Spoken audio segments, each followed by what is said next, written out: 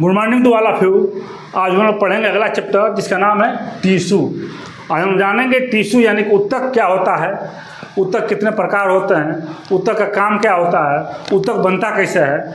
आज हम इन सब चीज़ों के बारे में इस चैप्टर में पढ़ेंगे। तो हम पहले जानते हैं कि टिश्यू होता क्या है, ऊतक होता क्या है और बनता कैसे है। मैंने पिछले वीडियो में बता चुका हूँ, पिछले चैप्टर में बता चुका हूँ कि कोशिका क्या होती है और जो कोशिकांग होते हैं, सेल ऑर्गेनेली होती है, वो क्या होते हैं। कोशिका क्या होती है, किसी भी जीवन का एक इकाई होती है जो अपने आप में ही एक जीवन होता है। जैसे मान के चलो कोई भी कोशिका है, उसके अंदर न्यूक्लियस पाया जाता है, माइटोकॉन्ड्रिया, लाइसोसोम, गोल्गी कॉम्प्लेक्स, सब कुछ पाया जाता है और ये कोशिका हो गई। ये क्या हो गया, किसी भी जीवन की इकाई हो गई, ये अपने आप में एक जीवन है। और बहुत सारे कोशिकाओं का जब ग्रुप मिल जाता है, लेकिन कोशिका क्या होना चाहिए, एक ही जैसे होना चाहिए, स्ट्रक्चर और फंक्शन में, काम करने में भी और संरचना में भी एक ही जैसे होना चाहिए। तो एक ही जैसे कोशिकाओं के समूह को क्या कहते हैं, टिश्यू कहते हैं, यानी कि ऊतक कहते हैं। ठीक, ये हो गया सेल और ये हो गया टिश्यू। और बहुत सारे टिश्यू जब मिल जाते हैं तो क्या बनाते हैं, आर्गन बनाते हैं। बहुत सारे टिश्यू मिल क्या बनाते हैं, आर्गन। और बहुत सारे आर्गन मिलकर क्या बनाते हैं, सिस्टम बनाते हैं। जैसे हमारे बहुत सारे सिस्टम हमारे शरीर में होता है, रेस्पिरेटरी सिस्टम हो गया, डाइजेस्टिव सिस्टम हो गया, कार्डियोवास्कुलर सिस्टम हो गया, एक्सक्रीटरी सिस्टम हो गया। तो क्या बनाते हैं, सिस्टम बनाते हैं। क्या बनाते हैं, आर्गन सिस्टम। इसको कह सकते हैं हम आर्गन सिस्टम कह सकते हैं। ठीक, और आर्गन सिस्टम मिलकर क्या बनाते हैं, कोई भी मल्टीसेलुलर जीव बनता है। जैसे हम लोग का शरीर हो गया, चाहे कोई मल्टीसेलुलर जीव हो गया, बहुकोशिकीय जो भी जीव है, बड़े जीव है, उसमें क्या होता है, आर्गन सिस्टम मिलकर के क्या बनाते हैं, जीव बनाते हैं। ठीक, तो आशा करता हूँ आपको समझ में आ गया होगा टिश्यू क्या होता है। इसका डेफिनेशन समझ लेते हैं। A group of cell that are similar in structure, एक ही जैसे सिमिलर स्ट्रक्चर के एक ग्रुप ऑफ सेल को क्या कहता है, and work together perform a particular function, और एक पर्टिकुलर फंक्शन काम करते हैं और एक ही जैसे काम करते हैं, क्या कहते हैं, टिश्यू कहते हैं, यानी कि ऊतक कहते हैं। और हम टिश्यू का दूसरा डेफिनेशन समझ लेते हैं। A tissue is a group of cell, tissue क्या है, ग्रुप ऑफ सेल है, that usually have a common embryonic origin. जो क्या होता है, जैसे भ्रूण होता है, भ्रूण क्या होता है भाई, एक मेल से और फीमेल से हैप्लॉइड सेल मिलकर के क्या बनता है, जाइगोट बनता है। जाइगोट का क्या होता है, मल्टीप्लिकेशन होता है, तो क्या होता है, भ्रूण होता है, एम्ब्रियो बन जाता है। तो सेम एम्ब्रियो से ही क्या होता है, टिश्यू का निर्माण होता है। सेम एम्ब्रियो में सेम जो सेल्स होते हैं वो क्या होता है, मल्टीप्लिकेशन करके क्या बनाते हैं, टिश्यू बनाते हैं। क्या होता है, cells that usually have a common embryonic origin and function together to carry out specialised activity. और क्या करते हैं, उत्पत्ति उनकी सेम ओरिजिन होती है और फंक्शन एक साथ करके क्या बनाते हैं, स्पेशलाइज एक्टिविटी, स्पेशलाइज काम करते हैं, एक विशेष ही काम करते हैं। तो ये हो गया क्या, दूसरा हमारा डिफिनेशन हो गया। अब हम जानते हैं टिश्यू कितने प्रकार के होते हैं, टाइप्स ऑफ टिश्यू, ऊतक कितने प्रकार के होते हैं। तो पहला होता है हमारा एपिथेलियल टिश्यू, इसको याद रख लीजिएगा।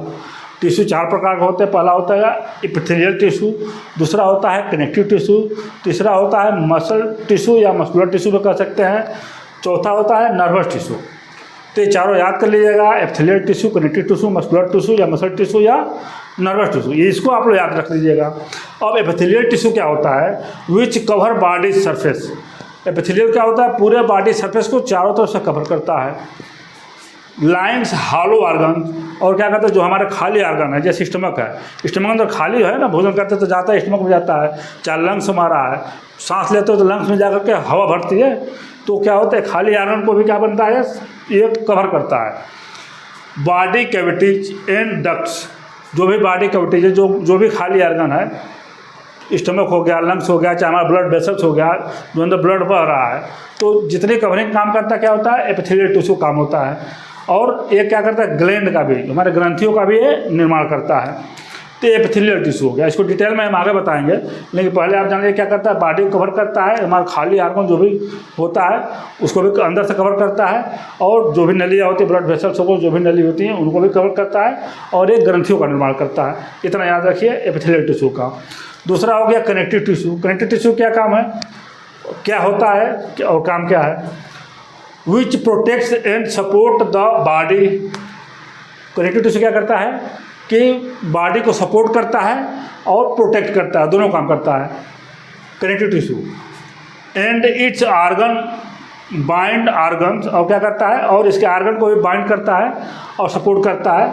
और आर्गन में क्या होता है, एक दूसरे से टुगेदर, बाइंड्स आर्गन टुगेदर, और जो भी हमारे अंग है उनको एक दूसरे से बांधे रखता है। Store energy reserve as a fat, और क्या करता है कि एनर्जी को स्टोर करता है किसके रूप में, वसा के रूप में, फैट के रूप में ये क्या करता है, एनर्जी को स्टोर करता है। एंड प्रोवाइड्स इम्यूनिटी, और क्या करता है कनेक्टिव टिश्यू, इम्यूनिटी जो हमारी प्रतिरक्षा तंत्र होती है उसको क्या करता है, उसको प्रोवाइड करता है, विकसित करता है और देता है।